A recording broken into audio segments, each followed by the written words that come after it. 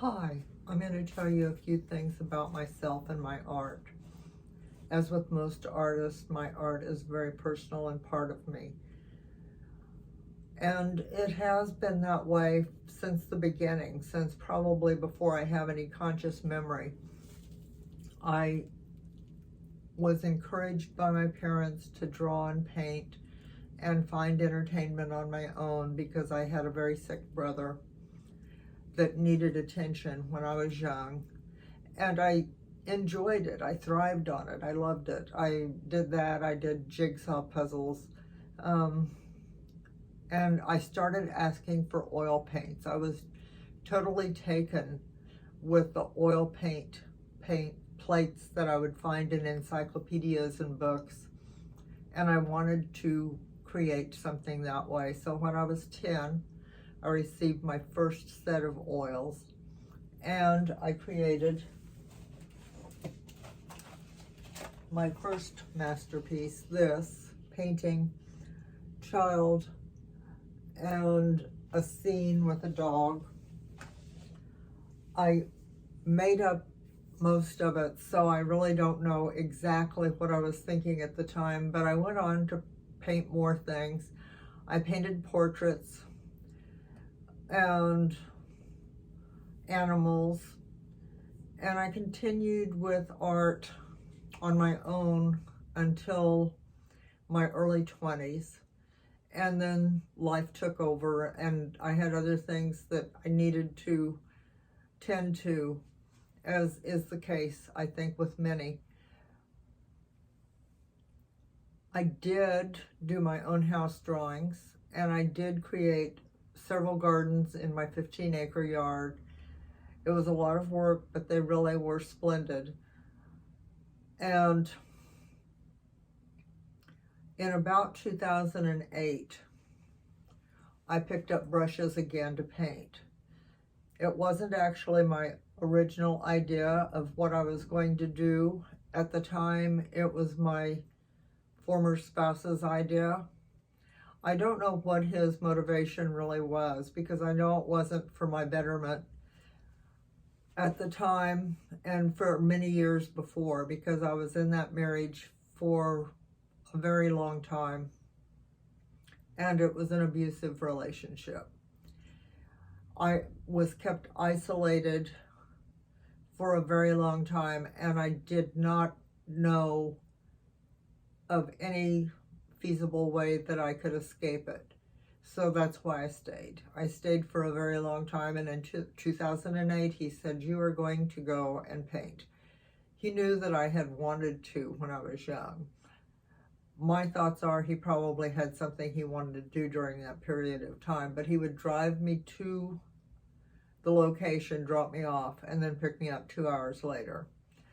And I painted 2 stills while I was there. It was just a meet up and paint group. It wasn't really an instructional course, but I found a lot of good things in that community. I enjoyed painting again. I enjoyed the people, but after it was over, I put my supplies away and thought, I'm done now. But about 3 months later, in the middle of the night, and I had been up in the middle of the night many nights, I found myself on that particular night looking for my supplies and wanting to paint something. And that's what started happening. I would paint most nights because I was working in the day. And this went on through a few years. In about 2009, I became active on an online site, Wet Canvas, and I met a lot of great people from all over the world. They were a wonderful group. I've met some of them now in real life, and they really are special friends to me. But at that time, we were virtual friends, but we shared a lot of things about our life, not only our art. And about the same time, I was involved with galleries. I showed at the local gallery in a local town. And in 2010, I had 10 solo exhibits across the state of Kansas and was included in one large group exhibit in Oklahoma City. This was a very tough time for me, personally, because the abuse was escalating more and more, because he did not want me having this much social contact. He did not want me engaging in this pleasurable activity, painting. And I shared some of this with some of my friends that I had met at Wet Canvas, and they actually made me most aware that things were really as bad as I felt they were. In other words, this was a very threatening relationship to be in, and especially at that time, because things had escalated to a point that most people couldn't imagine. So, after I talked to a person that I knew in the mental health field, I learned that there was a women's safe house. I didn't know there had been a shelter in the area, or I would have probably been in it years before. But I secretly hired an attorney. That was not easy. And I secretly loaded my car and waited for my attorney's approval for when I could leave. And I was horrified during those few weeks that I had left remaining there, because things had, like I said, escalated to a very dangerous point for me. There were times I would just go in my studio, sit down, and watch the stress melt away. I wasn't painting, but just being in that space, I could feel safe. So, one night, I did wait for him to go to sleep and put the last few things in my car. I was afraid opening that garage door. I opened the garage door, backed out, lights off, drove down the street, lights off, and 45 miles to the police station where they were going to let me into the shelter. I only stayed at the shelter about a week, but I continued with their services, visiting with my advocate and participating in their activities. I had to leave because I needed to use my computer to contact my attorney. He was out of town, and computers can't be used in safe houses. So I went to this really bad hotel. And I had my art supplies. I'd taken them with me. And I was in my room. I was actually painting. And knock at the door. I looked through the peephole, and it was my ex-husband. Well, not ex yet, but it was my husband. I didn't open the door. I called the police. There was no restraining order, but they still sent 2 units.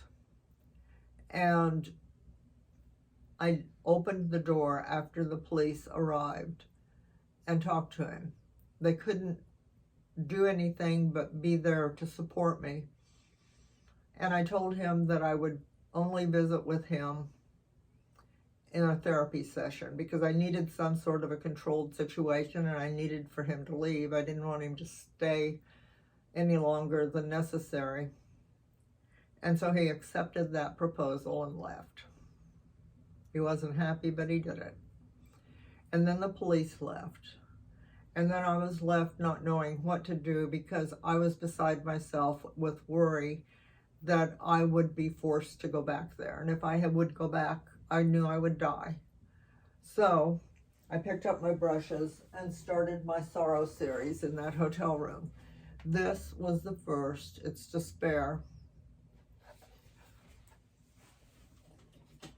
And this one, emotions. And actually, the therapy sessions worked out in my benefit. he did come to them, but he also lost control, and I had the therapist as my witness then. So that was as good as I could hope for. I continued this sorrow series while I was in the hotels until about 2 months later, I was accepted in public housing.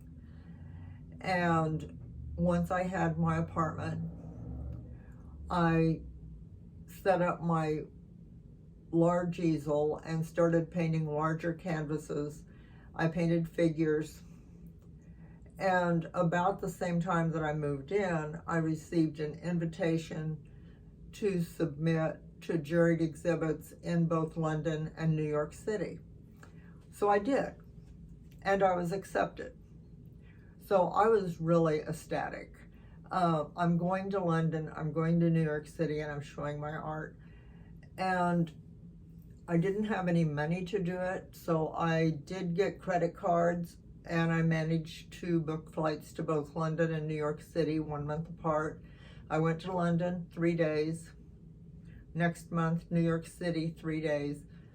When I was in New York City, I was invited to do a solo exhibit the following year in the same venue.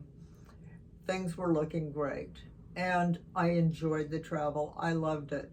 I didn't even know that I would like it. I'd never traveled, so it was wonderful, in spite of all of the other hardships that I was experiencing. This was one positive thing in my life. And